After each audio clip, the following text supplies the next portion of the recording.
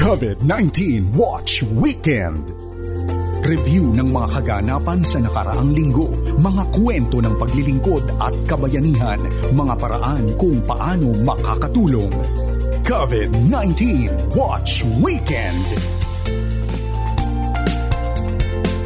Magandang araw kaagapay, ito po si Heidi Bernard Sampang. Welcome muli sa ating lingguhang serye hatid ng FEBC Philippines na nakatutok sa COVID-19.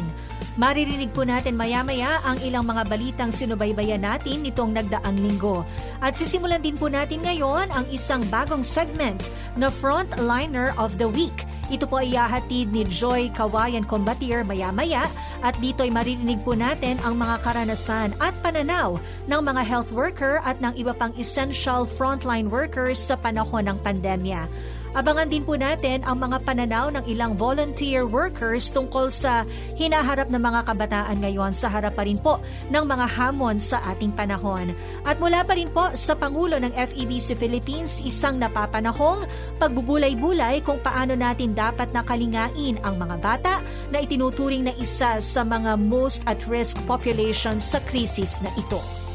COVID-19 Watch. Kumpiyansa ang Department of Health na nasulit nila ang 2 linggong Modified Enhanced Community Quarantine sa Metro Manila at ilang karatig lalawigan para mapunan ang ilang mga kakulangan sa response ng bansa sa pandemic na COVID-19. Inihayag ito ng DOH kasabay ng pagbabalik sa mas maluwag na General Community Quarantine ng NCR, Bulacan, Cavite, Laguna at Rizal nitong Agosto 19. Ayon kay Health Undersecretary Maria Rosario Vergere, binigyan ng 2 linggong MECQ ng pagkakataon ang ahensya at interagency task force na ma-recalibrate o palakasin pa ang mga estratehiya laban sa pandemic. Naging daan din anya ang time-out para mas maging malinaw ang targets tulad ng mas tutok na contact tracing at papel ng bawat opisyal, lalo na sa level ng local government units sa pagtugon sa COVID-19 cases. Binanggit din ni Yusek Vergere ang pagbisita ng mga opisyal sa LGUs, One COVID Referral System ng mga lokal na pamahalaan, pinalakas na testing at isolation ng ilan din sa nagawa ng mga opisyal sa nakalipas na 2 linggong MECQ. Sa ngayon ay maaga pa anya para hanapin ang naging epekto ng MECQ sa sitwasyon ng COVID-19 sa bansa. Aabutin pa anya ng 2 hanggang 3 linggo bago makita ng malinaw ang idinulot ng lockdown sa estado ng pandemya. Nilinaw din ni Vergere na hindi lamang factors na may kinalaman sa kalusugan ang kanilang ikinonsidera sa pagrerekomenda ng balik GCQ dahil tinignan din nila ang estado ng ekonomiya at seguridad sa bansa. Nanindigan ng isang vaccine expert sa pagiging epektibo ng mga bakuna, ito ay sa gitna ng hindi mawalang takot ng karamihan dulot ng kontrobersya sa anti-dengue vaccine na Dengvaxia. Pahayag din ito ng eksperto ngayong nagmamadali ang buong mundo sa pagtuklas ng epektibo at ligtas na bakuna sa pandemic na COVID-19. Ayon kay Dr. Lulu Bravo, ang Executive Director ng Philippine Foundation for Vaccination, mahalagang maibalik ang kumpiyansa ng publiko sa bakuna na sinira ng Dengvaxia controversy. Sa ngayon, malaking tulong anya ang pagkakaroon ng press conferences at interviews sa media para maipaliwanag sa publiko ang epekto ng mga bakuna. Aktibong isinusulong naman ng pamahalaan ang pagsasagawa ng clinical trial ng COVID-19 vaccines na dinevelop sa ibang bansa. Ayon sa Department of Science and Technology, kailangan munang dumaan sa regulatory process ang nasabing bakuna bago subukan sa mga Pilipino. Sa ibang balita, sinimulan na ng Pilipinas ang 9-month clinical trials para sa Japanese na anti-flu drug na Avigan. Ang Avigan ay brand name ng Favipiravir, ang anti-flu drug na gawa ng Japanese firm na Fujifilm Holdings Corporation. Ayon kay Health Undersecretary Maria Rosario Vergere, pag-aaralan ang bisa nito laban sa COVID-19. Isasagawa ang trials sa 4 na ospital sa Metro Manila. Sa ilalim ng clinical trials, ang mga ospital na magsasagawa nito ay isusubok ang gamot sa 100 mga pasyente. Ang trials ay magiging open-label, multi-center at randomized comparative study kung saan ang mga participant ay hahatiin sa 2 grupo. Ang unang set ng pasyente ay bibigyan ng supportive care ng mga ospital habang ang ikalawang grupo ay tatanggap ng gamot. Sa iba pang balita, nagbabala ang Bangko Sentral ng Pilipinas sa publiko lalo na sa mga nagdi-disinfect ng salapi. Nabatid na todo ang pag-iingat ng mga Pilipino ngayong pandemya kung saan maging ang mga pera ay dinidisinfect sa pamamagitan ng pagwisik ng alkohol o iba pang likidong panlinis. Paalala ng BSP, iwasang ibabad o wisikan ang salaping papel at barya ng tubig at sabong panlaba, alkohol at bleach at iba pang kemikal. Maituturing umano itong acts of mutilation o destruction ng Philippine currency. May kalakip din itong kaparusahan alinsunod sa probisyon ng Presidential Decree No. 247 kung saan mahaharap ang mga lalabag ng hanggang 20,000 piso at o pagkakakulong na hindi lagpas sa 5 taon. Giit ng Bangko Sentral, ang sagot kontra sa COVID-19 ay hindi pag-disinfect sa pera kundi ang tamang personal hygiene. Ngayon naman, narito ang bagong segment nating Frontliner of the Week mula sa 1062 DXKI sa Coronadal City, hatid ni Joy Kawayan Combatier. COVID-19 Watch Weekend. Isang magandang nangyari dito sa South Cotabato ay ang mabuting ugnayan ng private at public health sector kung saan naitatag ang isang testing laboratory sa pamamagitan ng private-public partnership at maagang naitatag ang isang COVID center kung saan voluntaryong nagseserbisyo ang mga pribadong doktor at nurse kung kaya't walang naitalang local transmission sa buong probinsya. Isa sa mga South Cotabato COVID volunteer o SoCOVID doctor kung bakit sila ay nagpapatuloy sa kabila ng mga stress at pressure na kinakaharap ngayon ng ating mga frontliner sa pakikipaglaban sa COVID-19. Every day talaga, I always tell myself, every human person, every patient is a person with a family, with loved ones. And for as long as we think that way, masa-set aside mo talaga yung pagod mo, yung depression mo, yung dismaya mo, you will really, mawawala yun talaga if you always think that it's alive and may loved one siya na forever mawawala ng ganitong tao. It helped that kami sa SoCOVID, among the SoCOVID volunteers, we were one in our passion and dedication. And we shared whatever we were going through with each other, and we lifted each other up. This is a medical situation that really needs all our heads and hands together. We cannot afford to put our pride ahead of what is necessary. Ibinahagi rin ni Dr. Virginia Sulit ang mga natutunan niya sa pandemya at mga hamong kinakaharap ng ating mga frontliner sa gitna ng krisis. Number one, as a health professional, we try to maintain yung ating professionalism at all times. I told myself I will not lose my dignity over issues that we went through initially, and so that's a big lesson for me. Na although napakadaling bumigay when you are faced with parang insurmountable hurdles and pressure. So yun, ang laking na dapat talaga focus ka talaga. And pasensya. Ako, I lost my patience several times. I cried several times. I'm a private practitioner. I'm not with government. The only time I was in government was when I was in training at Lung Center and when I was a consultant in Jensen and the province. But it's not easy to work with a lot of people, but I hope that kung private ka o government ka, sana ang attitude is always whatever will be for the benefit of the majority. Sana yon. Sana set aside man yung kasi ako nakatanggap ako ng mga salitang masasakit din. Pero hindi ko na yan, I don't dwell on that. Sana kahit man yung profession ng nating lahat, man yung gawain natin in this time of this health big pandemic, dapat mangibabaw yung yung greater good, not our pride and not politics, no? So sana hindi ganoon. And we listen. Dapat we listen to each other. Yes. Dapat open-minded.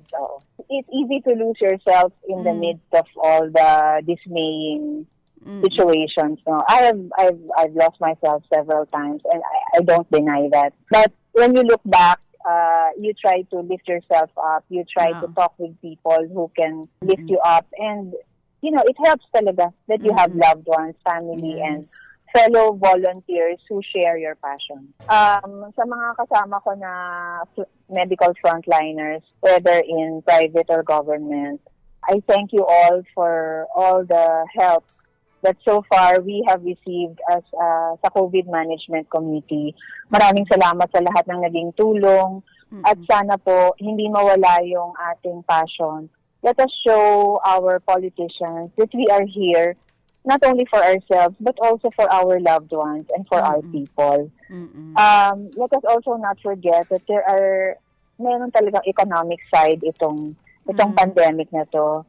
And we cannot afford to be so strict about what our thoughts are. Dapat flexible tayo when it comes to thinking about our patients and our institutions and the rest of the people, because yung health and yung economics, I cannot force myself to choose. We have to work alongside everybody so that we address both yung health and we do not sacrifice yung economics so much, no? So, lang talaga, balance of everything.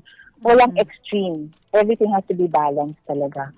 Patuloy na panalangin at walang sawang pagtulong sa kapwa ang apila ni Dr. Sulit upang ating mapagtagumpayan ang hamon ng panahon. First, let's all pray that we surpass this pandemic, na wala nang masyadong mortality at wala masyadong end damage, no? Let's hold on to each other, to our families, and to our friends. Tulungan natin lahat ng mga nangangailangan ng tulong. Let's not live individually. Let's live alongside family and friends. Let's support one another. Let us not forget also that there are people who are in a much dire situation, much poorer situation than we are. And let us pray for them also. And let's try to give whenever we can give. Kung ano man yung kaya nating ibigay, whether it is our time, our skill, or kung may pera, then, or in kind. So, let's give whenever we can. Sa mga paalalang ibinahagi ni Dr. Virginia Sulit, ating isabuhay ang hamon ng Galatia 6:10 na nagsasabing, kaya nga, sa lahat ng pagkakataon ay gumawa tayo ng mabuti sa lahat ng tao, lalo na sa mga kapatid natin sa pananampalataya. Para sa COVID Watch Weekend, ito po si Joy Kawayan Combatier. Salamat, Joy! Susunod po sa ating COVID-19 Watch Weekend ang pananaw ng ilang volunteers ng Project Pearls tungkol sa hinaharap ng mga bata at kabataan ngayon sa ating bansa. Nakausap ni Kuya Efren Palurina sina Karen Bablenias, Nestor Dalina at John Rex Rivera ng Project Pearls. COVID-19 Watch Weekend. Good morning, good afternoon, at good evening. Saan man kayo nandoon. At ngayong araw na to, ang focus natin ay ang mga batang Pinoy. Tama po, ang mga bata. Ang mga nakikita natin sa ating paligid, sa ating mga tahanan, sa ating mga communities. At ang kasama natin sa pag-uusap na ito ay walang iba, kundi ang team mula sa Project Pearls. Pearls, mga perlas. Yan po ang ating pag-uusapan ng mga bata through the lens of their perspective. Ang Project Pearls po ay isang gawain na nagsimula 10 years ago at kaka-celebrate lang nila ng kanilang anniversary. Unang-una natin kasama ang Executive Administrator ng Project Pearls, Karen Bablenias. Kasama rin natin ang isa sa mga community officers ng Project Pearls, ang kanilang teacher sa komunidad, si Teacher Ernesto Dalina. At kasama rin natin, syempre, ang ating kaibigang si John Henrex Rivera. Napakalaki na ng ipinagbago ng mundo ng mga kabataan ngayon. At gusto natin dun magsimula. Simulan natin kay Karen. How would you describe the Filipino child ngayon sa nakikita mo sa kanila? Masasabi ko na ang batang Pilipino ngayon ay sa kabila ng kanilang mga pinagdaraanan. Simula pa ito nung mga panahon na tumutulong ako sa mga bata at actually medyo bata din ako.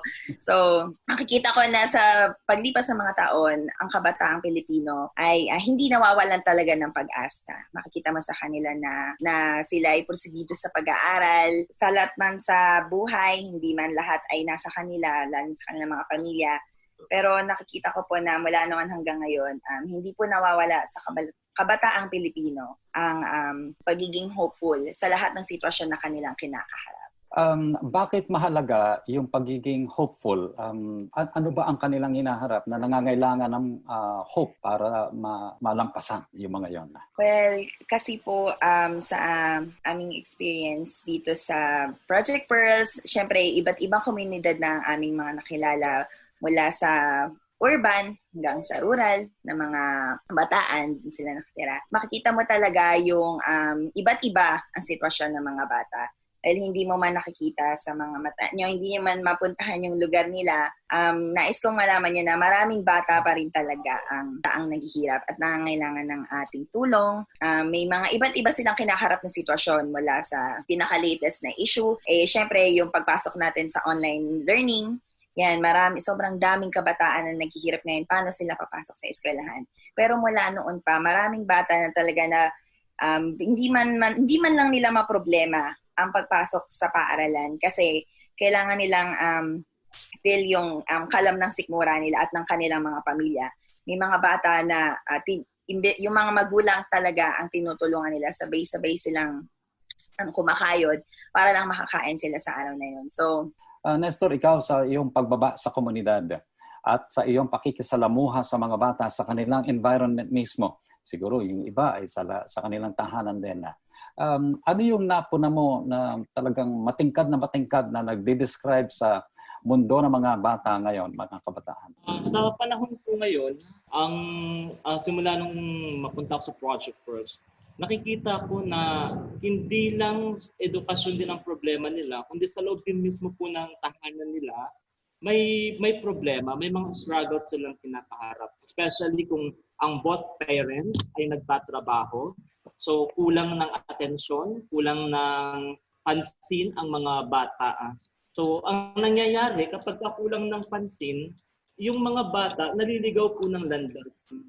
So karamihan dito ng mga kabataan, parang pagkawala yung magulang nila, kung saan-saan lang sila napupunta, saan-saan nakikipag-barkada. Although yung barkada naman, depende naman din kung may magandang impluwensya.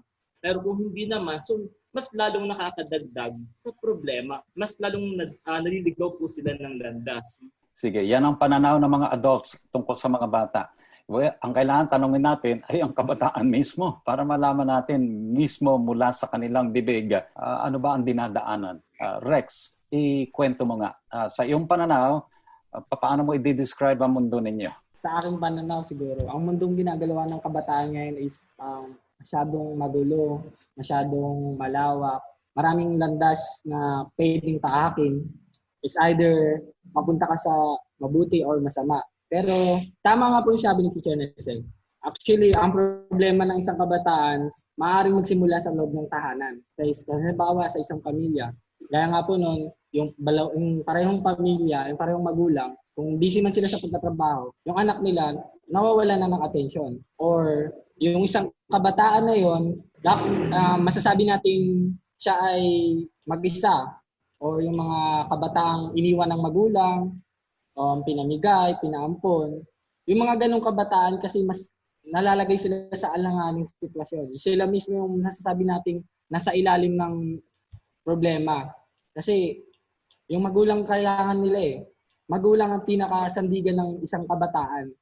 Kung wala ang magulang, wala yung sapat na paggabay ng magulang, maaaring maligaw ng landas ang isang kabataan. Siguro ang aking pananaw is yung lack of attention ng kabataan ang pinakamalaking problema ng isang kabataan. Kapag hindi nagabayan ng tama, maaaring hindi makagawa ng hindi mabuting gawain ng isang bata or else hindi siya makapag-aral hanggang sa masama na lang siya sa sinasabi nating mga poverty or mahirap kasi yun. Ganun po. Lumalabas sa ating kwentuhan so far na talagang siyempre pag nagsimula ang bata na isinilang sa isang tahanan tapos inaasahan na palalakihin siya doon sa tahanang yon sa isang environment ng pagkalinga, concern, pagmamahal. Pero wala yon, wala yung time, wala yung attention, wala yung concern, wala yung care.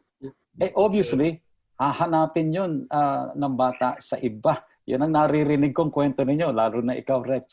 Karen, that means na ang mga magulang ay talagang napakalaki ng responsibilidad kasi sila ang nagdala nitong batang ito sa mundo. And yet, when we say na parang pinapabayaan nila ang responsibility nila,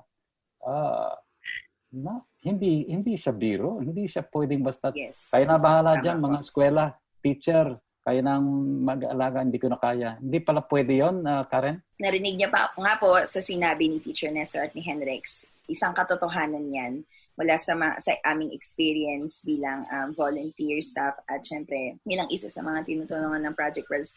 Totoong sitwasyon po, malungkot mang sabihin, totoong sitwasyon na meron kaming mga nakilalang mga bata na talagang hindi na sila kinakalingan ng kanilang mga magulang or kulang sila sa kalinga mula sa kanilang mga magulang. Kaya kami bilang mga development workers ay tinatry namin yung aming best na hindi man sila kinakalingan ng kanilang mga magulang, ay nandito naman kami para sa kanila, para mai-provide din yung pangangailangan nila. Pero tama po, yun po talaga ay totoong issue, yun ay nangyayari.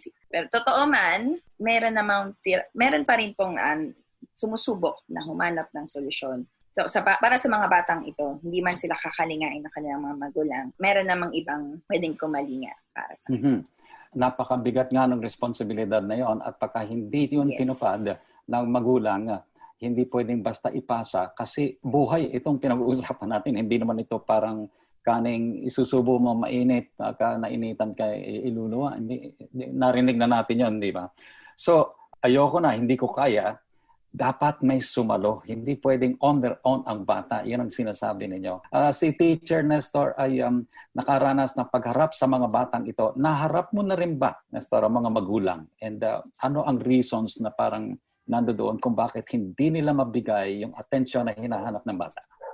Based experience, meron akong mga na-meet na magulang na busy sila sa trabaho. Ang reason nila, kaya sila nagtatrabaho, para din naman magbigay yung gusto ng kanilang anak. Pero kasi, nagtatrabaho sila para sa kanilang mga anak. Pero yung time kasi, hindi na ma-manage. Dapat trabaho, pero magkaroon pa rin ng konting oras man lang o panahon para sa kanilang mga anak. Yung iba naman, masakit man tanggapin, meron naman talagang mga pabayang magulang, hindi nagtatrabaho, nandyan ang tatay, nandyan ang nanay naman laging nasa sugalan. Hindi talaga natutugunan yung mga basic needs ng isang bata. Samantala, kaagapay, patuloy pa rin po ang aming pagtanggap ng anumang suportang pinansyal na nais mong iparating para sa FEBC Ministry.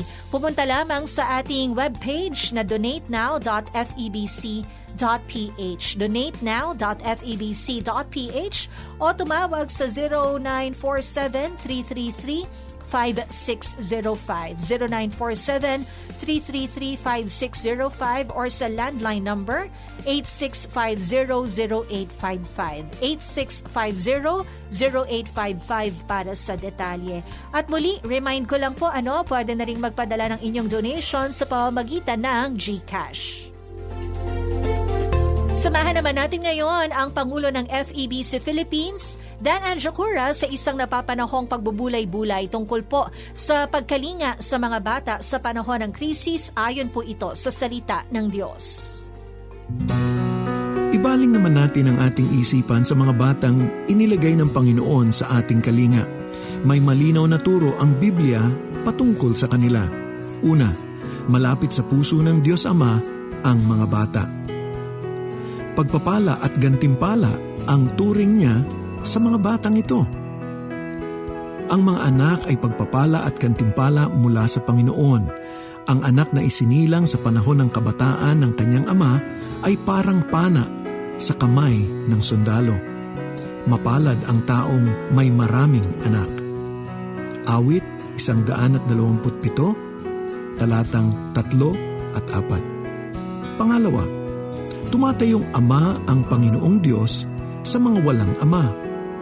Iwanan man ng mga ama ang kanilang mga anak, aalagaan pa rin sila ng Panginoon.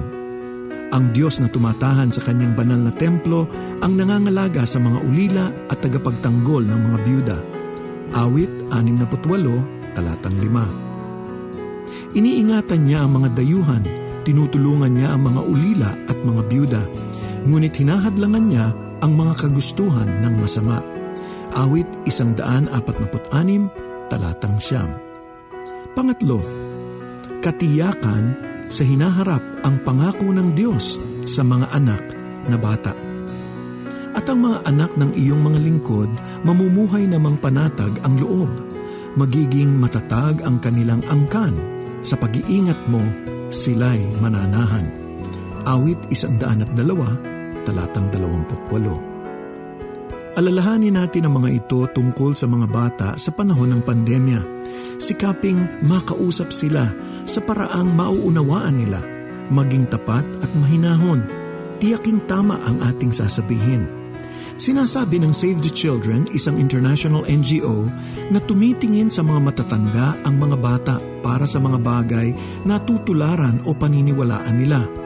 Mayroon nga tayong kasabihan, ang ginagawa ng matanda ay tama sa mata ng bata. Mahalagang kilalanin natin ang mga pangamba ng mga bata, lalo na kung nahihirapan silang maunawaan ang mga bagay, tulad ng palaging nasa bahay. Sa kabilang banda ay palakasin natin ang pagkakaintindi nila sa mga bagay na kaya nilang gawin bilang mga bata. Tulad na lamang ng paghuhugas ng kamay, kayang-kaya nila yon. Ang tamang pag-ubo o pagbahing at ang paggamit ng kanilang siko para takpan ang kanilang mga bibig. At nandoon na din ang pagtulog ng maaga at makapagpahinga. Hindi ganito kasimple ang sitwasyon sa pangkalahatan. Ayon pa sa isang NGO, ang Joint Forces Alliance o JFA, madalas na nakakaligtaan ang kapakanan ng mga bata sa panahon ng krisis. Hindi laging nabibigyang pansin ang kanilang kaligtasan at proteksyon. Pang-apat, lubhang mahalaga sa Panginoon ang kapakanan ng mga bata. Pakinggan ang isang pinakamalupit na salita mula sa ating Panginoong Hesus. Mas mabuti pa sa isang tao na siya'y bitinan sa leeg ng isang malaking gilingang bato at ihulog sa kailaliman ng dagat kaysa sa siya'y maging sanhi ng pagkakasala ng isa sa maliliit na ito na nananampalataya sa akin. Mateo, Kabanatang 18, talatang 6. Ayon sa UNICEF Philippines, malaking hamon ang child protection sa ating bansa. Mahalaga ang mga ginagawa ng pamahalaan para sa kalusugang pampubliko, pero nagdudulot naman ito ng mga dagdag na panganib para sa mga bata. Nalalantad sila sa panganib ng iba't ibang uri ng karahasan. Ayon sa Safe Kids PH, isang kapisanan ng mga child protection advocates, madaling nabibiktima ang mga bata ng mga mapagsamantala sa pamamagitan ng internet. Ang nakalulungkot pa ay kasabwat mismo ang mga magulang o iba pang mga kamag-anak sa tinatawag na online sexual exploitation ng mga bata dito sa Pilipinas. Ang sigaw ng ating damdamin para sa mga bata ay mula sa salmista. Ito ang sinasabi, bigyan ninyong katarungan ang mahina at ulila, at huwag ninyong aapihin ang mahirap at may dusa. At marapat na tulungay ang mahina at mahirap. Sa kamay ng masasama, sila'y dapat iligtas. Awit 82, talatang 3-4. Para sa ating mga anak, hayaan nating pumanatag ang ating kalooban sa Panginoon na siyang nagsabing, ganyan ang mangyayari. Itatakas ng mga kawal ang kanilang bihag at babawiin ang sinamsam ng malupit. Ako ang haharap sa sino mang lalaban sa iyo at ililigtas ko ang iyong mga anak. Isayas, Kabanatang 49, talatang 25. Ama naming Diyos, maraming salamat na naman sa isang linggo ng iyong pag-iingat sa amin. Maraming salamat, Panginoon, sa pagbibigay ng katalinuhan sa mga namumuno sa amin at yung siyang mga humaharap sa pandemyang ito upang kami ay mabigyan ng proteksyon at karunungan. Panginoon, itinataas po namin sa espesyal na panalangin ang mga kabataan at ang mga batang paslit. Panginoon, ingatan niyo po sila sa mga mararahas na nangyayari hindi lamang sa panahon ng pandemya, kung hindi, Panginoon, sa karahasan ng mga may masasamang balak para sa kanila. Panginoon, bigyan niyo kami ng pangitain upang makita namin ang aming paligid at hindi lang ingatan ng mga bata sa kanilang kalusugan, kung hindi ingatan sila sa mga masasamang loob. Panginoon, maraming salamat po sapagkat malapit sa inyo ang aming mga anak. Ito ang aming samot dalangin sa ngalan ni Jesus na aming Diyos at tagapagligtas. Amen.